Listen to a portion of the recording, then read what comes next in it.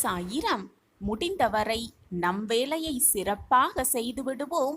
நமக்கு கிடைக்க வேண்டிய அங்கீகாரமும் நல்லதும் சந்தோஷமும் தானாகவே நமக்கு கிடைக்கும். ஜெய் சாயிரம். ஜெய் ஜெய் சாயிரம். நம்ம சாயன்பர்கள் எல்லாரும் எப்படி இருக்கீங்க? எல்லாரும் நல்லா இருப்போம். ஓம் சாயிரம். என் அன்பு குழந்தையே, நீ வாழ்ந்து கொண்டிருக்கும் இந்த வாழ்விற்கு ஒரு நல்ல அர்த்தம் உனக்கு வேண்டாமா? உன்னை சுற்றி இருப்பவர்கள் எல்லாம் உன்னை பெருமையாக நினைத்து பார்க்க வேண்டாமா? உன்னை விட்டு சென்றவர்கள், உன்னை காயப்படுத்திவிட்டு நீ வேண்டாம் என்று உன்னை உதறி சென்றவர்கள் எல்லாம் மீண்டும் உன்னிடம் வந்து சேர வேண்டாமா? இவை அனைத்துமே உனக்கு சர்வ நிச்சயமாக நிகழும்.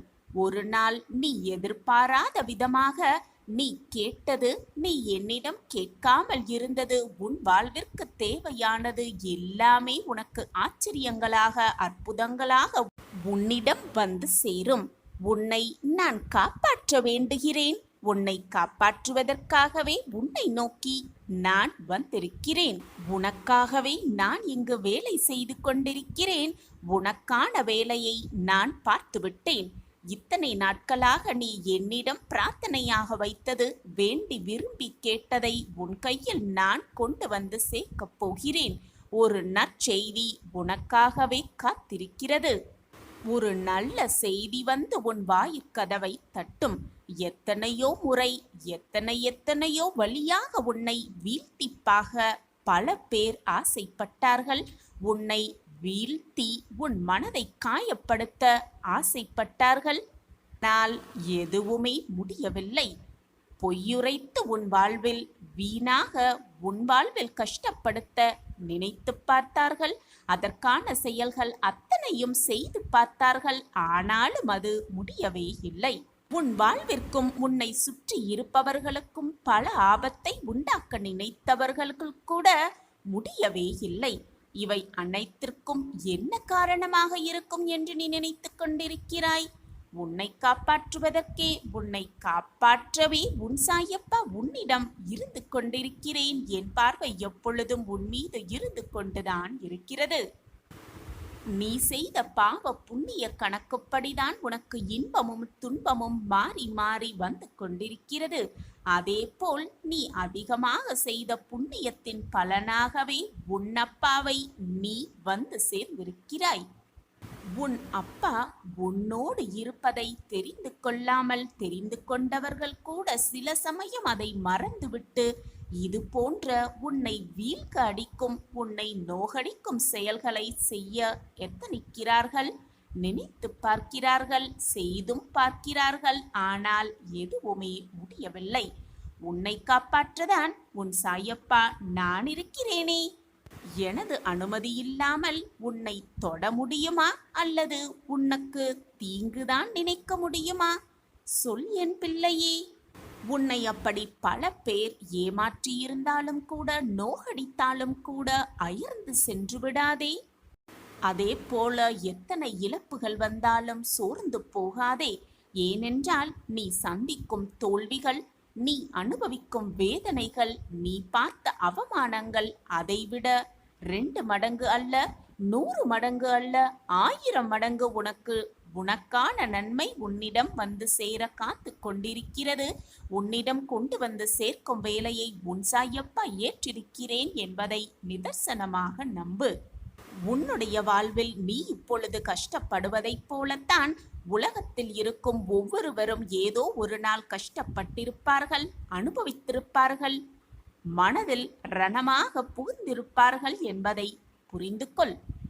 அதனால் இந்த உலகத்திலேயே நீ மட்டும்தான் கஷ்டப்பட்டு கொண்டிருக்கிறாய் என்ற எண்ணத்தை முதலில் உன் மனதிலிருந்து அடியோடு தூக்கி எறிந்துவிடு. துன்பப்படாதவர்கள் என்று இந்த உலகத்தில் எவருமே கிடையாது குழந்தையே. அவரவர் செய்த கர்ம வினைகளின் பயனாக அவரவர் கர்மாவை அனுபவித்துதானாக வேண்டும், அனுபவித்தே தீர வேண்டும். இதுதான் வாழ்க்கையின் ரகசியமும் கூட.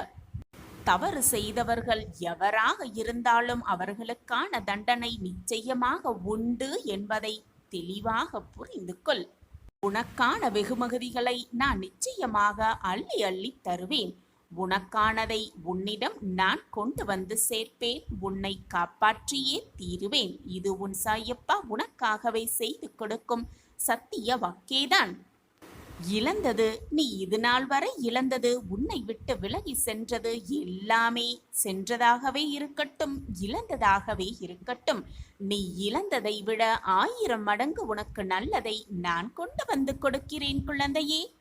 என்னுடைய ஆசிர்வாதம் எப்பொழுதுமே உனக்கு துணையாக இருக்கும். நீ எதிர்பார்த்த செல்வம், மகிழ்ச்சி, சந்தோஷம், உன்னுடைய குடும்ப உறவுகள், உன்னை விட்டு சென்றவர்கள் எல்லாமே மீண்டும் உன்னை வந்து சேரும் நேரம் வெகு தொலைவில் இல்லை. உன்னை காப்பாற்ற உன் சாயப்பா உன்னோடு இருக்கும் வரை உனக்கு ஏன் மனக்கவலை? இனி வரும் காலம் நீ தொட்டதெல்லாம் துலங்கும், கேட்டதெல்லாம் கிடைக்கும், விருப்பப்பட்டது எல்லாமே நிறைவேறும். உன்னை கைப்பிடித்து நான் வழி நடத்தி கொண்டிருக்கிறேன். என்னை மீறி உன் வாழ்க்கையில் எதுவும் தவறாக நிகழாது. நிகழும்படி நான் விட்டு விடுவேனா என்ன? நான் உன்னுடைய முன்பாக சென்று கொண்டிருக்கிறேன். என்னை பின்தொடர்ந்து வந்து கொண்டே இரு. என்னுடைய அன்பும் அருளும் ஆசிர்வாதமும் அரவணைப்பும் எப்பொழுதும் இருந்து கொண்டே இருக்கும். எல்லாமே சரியாகிவிடும். எதற்குமே அஞ்சாதே, உன் சாயப்பா நான் இருக்கிறேன். நான் உத்திரவாதம் தருகிறேன். மிகப்பெரிய தடை ஒன்று உன் வாழ்விலிருந்து அகலும். இது நாள் வரை தடை பெற்ற அனைத்துமே உன்னை விட்டு விலகும். நீ என்னிடம் வேண்டி விரும்பி கேட்டது ஏதாவது ஒரு ரூபத்தில் உன் வாயில் கதவை வந்து தட்டும். இது உன் சாயப்பா உனக்காகவே செய்து கொடுக்கும் உத்திரவாதம் தான். அதுவரை நம்பிக்கையை மட்டும் இழந்து விடாதே. உன்னுடைய கர்மாக்கள் எல்லாம் முடியும் நேரத்தில் நீ இப்பொழுது வாழ்ந்து கொண்டிருக்கிறாய். அதற்குள் மனதை போட்டு நோகடித்து விடாதே. நம்பிக்கையை இழந்து விடாதே. உனக்கான பொற்காலம் உருவாகி கொண்டே இருக்கிறது. அதை பற்றி மட்டுமே சிந்தனை செய். உன் மனதில் தேவையில்லாத எண்ணம் உனக்கு வர வேண்டிய அவசியமே இல்லை. இந்த பொற்காலத்தை சந்தோஷமாக வரவேற்க தயாராக இரு என் பிள்ளையே. நான் எப்பொழுதும் உன்னோடுதான் இருக்கிறேன். என் பார்வை உன் மீது இருந்து கொண்டுதான் இருக்கும். உன்னை தூக்கி எறிந்து விட்டார்களே, நிர்கதியாய் நிற்கின்றோமே என்று வருத்தப்படாதே, கலங்கி நிற்காதே. நீ தூக்கி எறிவதற்கு நீ கல்லல்ல, நீ மிகப்பெரிய பொக்கிஷமான வைரம் என்று உன்னை தூக்கி எறிந்தவர்களே உன்னை புரிந்து கொள்ளும் நேரம் மிக அருகில் இருக்கிறது. உன்னை பிரகாசிக்க வைப்பேன் உன் சாயி தேவா. விதியோ அல்லது பிறர் செய்த சதியோ, நானே கதி என்று வந்து விட்டாய். சாயப்பாதான் அனைத்தும் என்று என் மேல் முழு நம்பிக்கை வைத்து விட்டாய். பின் உனக்கு பயமேன் குழந்தையே? நிச்சயமாக நான் உனக்கு துணையாக இருப்பேன். நீ எல்லா வளமும் பெற்று சந்தோஷமாக ஆனந்தமாக மனமகிழ்ச்சியோடு வாழ்வாய். நான் உனக்கு உத்திரவாதம் தருகிறேன். நம்பிக்கையோடு உன் வாயிற் கதவை திறந்து பார். உனக்கான ஒரு அதிசயம் காத்திருக்கும். உனக்காகவே நீ என்னிடம் எதிர்பார்த்த ஒன்று உனக்காகவே காத்து கொண்டிருக்கும். உன் கைகளில் வந்து சேர. குழந்தையே, நீ மலை போல் எண்ணி இருந்த பிரச்சனைகளெல்லாம் நான் ஏற்கனவே தீர்த்து விட்டேன். அத்தனை முறை நான் உனக்கு சொல்லிக்கொண்டே இருக்கிறேன். எத்தனை முறை உனக்கு நான் கூறினாலும் உன் மனதால் அதை ஏற்று கொள்ள முடியாமல் முடிந்து போன பிரச்சனை முடியவில்லை என்று நினைத்து கொண்டு என்னிடமே வந்து மீண்டும் மீண்டும் எனது வாழ்க்கையை மீட்டெடுத்து கொடுங்கள் சாயிநாதரே, என் வாழ்க்கையில் நல்ல மாற்றங்களை உண்டாக்கி தாருங்கள் என்று என்னிடமே மீண்டும் மீண்டும் வேண்டிக் கொண்டே இருக்கிறாய். ஏதாவது சின்ன பிரச்சனை வந்துவிட்டாலும் கூட ஒரேடடியாக பயந்து போய் நிற்கிறாய். குழந்தையே, பயத்தை முதலில் உன் மனதிலிருந்து தூக்கி எறிந்துவிடு. உனக்காக உன் அப்பா இருக்கும் பொழுது வீணாக எதற்கு உன் மனதை போட்டு குழப்பிக் கொள்கிறாய்? முடிந்து போன பிரச்சனையை நினைத்து நினைத்து மீண்டும் குழம்பிக் கொண்டே இருக்கிறாய். முடிந்தது முடிந்தவையாகவே இருக்கட்டும். நடப்பது நடப்பவையாகவே இருக்கட்டும்.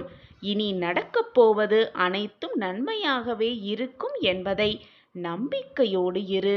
அந்த வார்த்தைகளை மீண்டும் மீண்டும் சொல்லிக்கொண்டே இரு. உன் எண்ணம் போல் உன் வார்த்தைகள் போல் உன்னுடைய வாழ்க்கையும் மிக நல்லகரமாகவே மாறும். வாழ்க்கையில் எது எல்லாம் நிரந்தரம் என்று நீ நினைத்துக் கொண்டிருந்தாயோ அவையெல்லாம் நிதர்சனமான பொய்கள் என்பது உனக்கு புரிகிறதா? அதை நீ உணர்ந்து கொள்ளவே, புரிந்து கொள்வதற்காகவே உன் வாழ்க்கையில் சோதனைகள் தரப்பட்டது.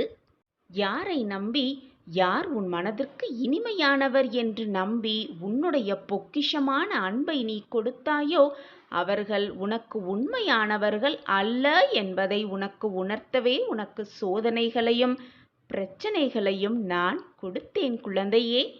யாருக்காக எதிர்பார்த்து இதுநாள் வரை காத்திருந்தாயோ அவர்கள் உனக்கு உண்மையானவர்கள் அல்ல என்பதை உணர்த்தவே அவர்களின் சுய ரூபத்தை உனக்கு வெளிக்காட்டினேன். ஆனால் நீயோ வெகுளித்தனமாக இருந்து கொண்டிருக்கிறாய். உன்னுடைய அன்பான குணத்தையும் அப்பாவி குணத்தையும் பல பேர் மாறாக பயன்படுத்துகிறார்கள் என்பதை புரிந்து கொள்ளாமலேயே நீ அப்பாவித்தனமாக இருந்து கொண்டிருக்கிறாய் குழந்தையே. இப்படி இருக்கையில் நீ காத்திருந்து, எதிர்பார்த்திருந்து, நம்பிக்கையோடு இருந்த காலத்தையெல்லாம் உதறி தள்ளிவிட்டு உன்னுடைய பொறுமையையும் நம்பிக்கையையும் இப்பொழுது இழந்துவிட்டு தவித்து கொண்டிருக்கிறாய். குழந்தையே, உன்னுடைய முடிந்த காலங்களை மறந்தும் கூட நினைத்து பார்க்காதே. அது வீணாக உன் மனதிற்கு பாரத்தை தான் ஏற்படுத்தும். முடிந்த காலத்தை விட்டுவிடு. இனி வரப்போகும் காலமெல்லாம் உனக்கு நல்ல காலமாகவே இருக்கும் என்ற நம்பிக்கையோடு இரு. உன் அப்பா உன் விதியை மாற்றி உனக்கான உறவை உன்னிடம் கொண்டு வந்து சேர்ப்பேன். நீ யாரை முழுதாக நம்பினாயோ அவர்களை மனம் மாற்றி உன்னிடம் கொண்டு வந்து சேர்ப்பேன். என் பிரியமான குழந்தைக்காக இதை கூட செய்யாமல் ஒரு தாய், ஒரு தகப்பன் இருக்க முடியுமா? நிச்சயமாக இருக்க மாட்டார்கள். நான் உன் தகப்பன்தானே, தாயாகவும் என்னை நினைத்து கொண்டிருக்கிறாய்தானே. அப்படியென்றால் உன் மனம் மகிழ்ச்சி அடையும் சந்தோஷத்தையும் உனக்கு கொடுக்கவே உன் சாயப்பாவும் ஆசைப்பட்டு கொண்டிருக்கிறேன், ஆவலாகவும் இருக்கிறேன். நம்பிக்கை என் மீது முழுமையாக வைத்துவிட்டாய். பின் எப்படி உன்னுடைய வேண்டுதல்களையும் பிரார்த்தனைகளையும் நான் நிறைவேற்றாமல் இருப்பது? நான் நிறைவேற்றுவேன். உன் அப்பா எப்பொழுதும் உனக்காகவே இருக்கிறேன் என்பதை மறந்துவிட்டு வீணாக உன் மனதை போட்டு குழப்பிக்கொண்டு கண்ணீரை வீணடித்து கொண்டிருக்கிறாய். என் செல்லமே, நிம்மதியாக இரு. உன் விதியை நான் மாற்றி காட்டுகிறேன். சோர்ந்து போயிருக்கும் என் குழந்தையை மீட்டெடுத்து இதோ என்னுடைய வலது கையால் உன் வலது கையை தூக்கி பிடித்திருக்கிறேன். அதை உணர்ந்து கொள்கிறாயா? உன் மனதில் சற்று ஆறுதல் நிரம்புகிறதா? நான் உன்னுடைய வலது கையை அல்லது உன்னுடைய கரங்கள் இரண்டையும் பற்றி கொண்டுதான் இருக்கிறேன் என்பதை உனக்கு உணர்த்தவே, நீ உணர்ந்து கொள்வதற்காகவே நான் பல போராட்டங்களையும் தாண்டி உன்னுடைய பிரச்சனைகளுக்கு முடிவை தந்து கொண்டுதான் இருக்கிறேன். ஆனால் ஏனோ உன் மனக்குழப்பத்தினால் அதை நீ உணர்ந்து கொள்ள முடியாமல் தவிக்கிறாய். குழந்தையே, மனதில் இருந்த வேதனைகளை எல்லாம் தூக்கி எறிந்துவிடு. மனதை முதலில் நிம்மதியாக வைத்துக்கொள், புத்துணர்வாக வைத்துக்கொள். அப்பொழுது உன் கரங்கள் என் கைப்பிடியில் இருப்பதை நீ நிச்சயமாக உணர்வாய். உன்னுடைய கரங்கள் எப்பொழுதும் என் கைப்பிடியில்தான் இருக்கிறது. நீ போராடும் சமயத்தில், வேதனையாக கண்ணீர் விடும் சமயத்தில், மனவேதனையால் குமுறும் நேரத்தில், கண்ணீரை என்னிடமே வந்து சிந்தும் நேரத்தில் என் கரங்கள் எப்பொழுதும் உன் மீதுதான் இருக்கும். உன் கண்ணீரை துடைக்க, உன் வேதனையை குறைக்க, உன் மன குமுறலை குறைக்க என் கைகள் எப்பொழுதும் உன்னை பார்த்து கொண்டுதான் இருக்கும். உன்னை பக்கத்தில் இருத்தி கொண்டுதான் இருக்கும்.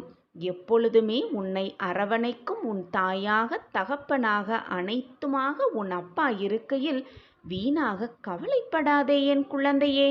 உன் விதியை மாற்றி விதியின் பிடியிலிருந்து உன்னை மீட்டெடுத்து உன் மனதிற்கு இனிமையான அந்த உறவோடு சேர்த்து உன்னை வாழ வைப்பேன். மகிழ்ச்சியாகவே வாழ வைப்பேன்.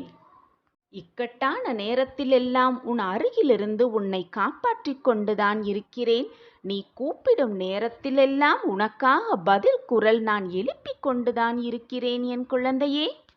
இதையெல்லாம் உன் சாயப்பா எதற்காக செய்து கொண்டிருக்கிறேன்? என் பிள்ளை சந்தோஷமாக இருக்க வேண்டும் என்ற காரணத்திற்காகத்தானே செய்து கொண்டிருக்கிறேன். ஆனால் நீயோ வருத்தமாக இருக்கிறாய். ஏன் இந்த வருத்தம் உன் மனதில்? சந்தோஷமாக இரு. முடிந்ததை எண்ணி நினைக்காதே. இனி வரப்போவதை எண்ணி பயப்படாதே. இப்பொழுது இந்த நொடி உன் வாழ்வும் உன் மனமும் எவ்வளவு மகிழ்ச்சியாக வைத்துக்கொள்ள முடியுமோ அவ்வளவு மகிழ்ச்சியாக வைத்துக்கொள். தானாகவே அற்புதமும் ஆச்சரியமும் சந்தோஷமும் மகிழ்ச்சி எல்லாம் வந்து குடிகொள்ளும் உன் மனதிலும் உன் வாழ்விலும். ஆனந்தம் மனம் மகிழ்ச்சியாக இருக்கும்போதுதான் வரும். அந்த ஆனந்தத்தை நீயும் பெற தயாராக இரு. உன் மனதை நிம்மதியாகவும் மகிழ்ச்சியாகவும் வைத்துக்கொள். என் பிள்ளையின் முகம் எப்பொழுதும் சிரித்து கொண்டே இருந்தால்தான் உன் அப்பாவிற்கு பிடிக்கும் என் குழந்தையே. நீ என்னுடைய பொக்கிஷமான பொக்கிஷம். உன் கண்ணில் நீர் வழிந்தால் என் இதயத்தில் கண்ணீர் வரும் என் குழந்தையே. இதை புரிந்து கொண்டு நட. நீ நினைப்பது அனைத்தையும் நிறைவேற்றுவேன் உன் அப்பா மேல். உன் சாயப்பா மேல் என்னதான் கோபம் உனக்கு என் குழந்தையே?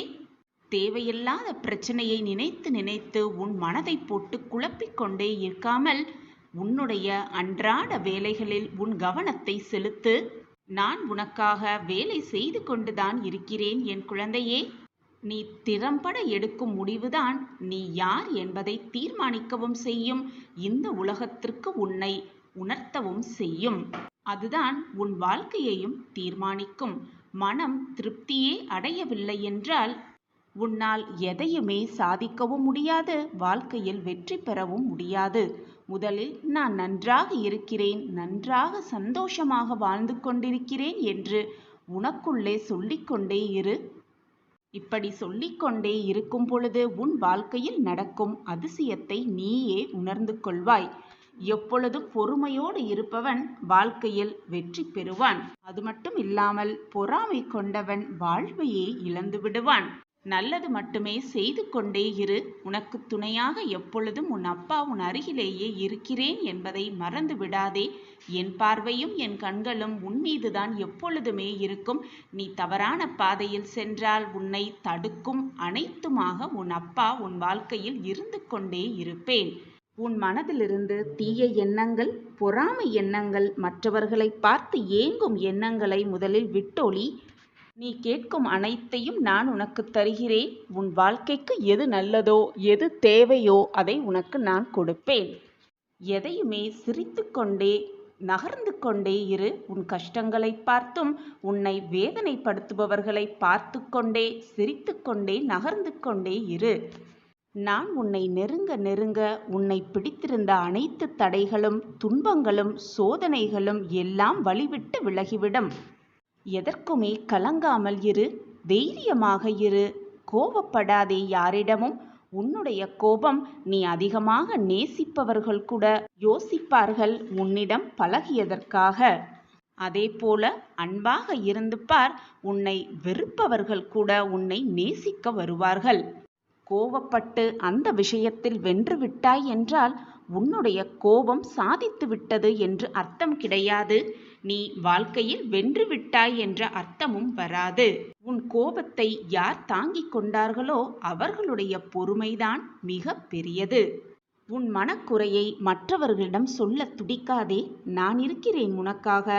மற்றவர்களிடம் நீ குறையை சொல்லும் பொழுது, உன் மன வேதனையை சொல்லும் பொழுது உனக்கு ஆறுதல் சொல்வது போல் சொல்லிவிட்டு பின்னால் போய் உன்னை நினைத்து நகைத்து கொண்டிருப்பார்கள்.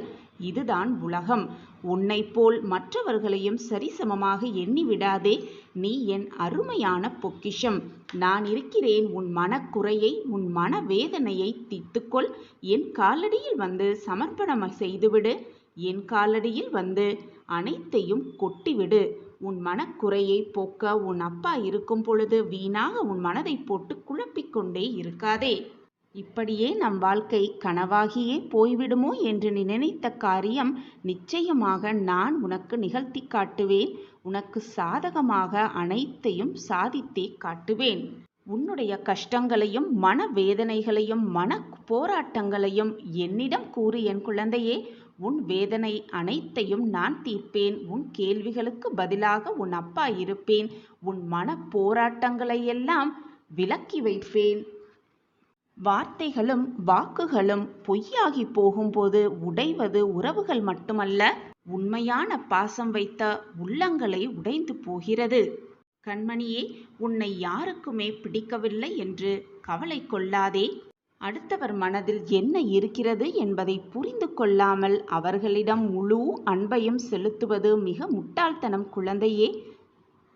இந்த உலகில் உண்மையான பாசத்திற்கு கிடைக்கும் பரிசு கண்ணீர் துளிகள்தான்.